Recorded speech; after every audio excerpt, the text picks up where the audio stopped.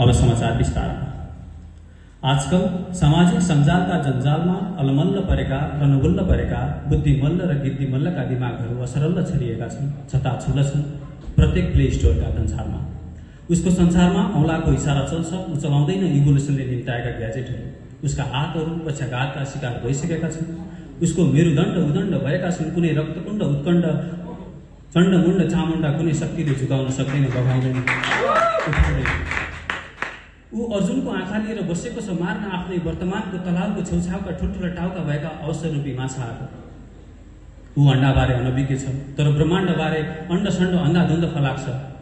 ऊ आफू स्वयंलाई परम बनाएर अहमको भरम खनाएर सञ्जालका भित्ताका कित्ता कित्तामा पुरिरहेको छ। अनेक प्रकारका आकार भित्र भित्र भित्र विचित्र चित्र भित्र ऊ कुदिरहेको छ, भयानक आकृतिको अशुद्ध बुद्ध।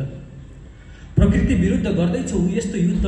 ऊ दूरसञ्चारमा सैनिक जम्मा गर्दैछ। उसले जन्माउँदैछ एउटा यस्तो जेनेरेसन जसले पचाउँछ रेडियो वेभ एकै गाँसमा, लामो सासमा।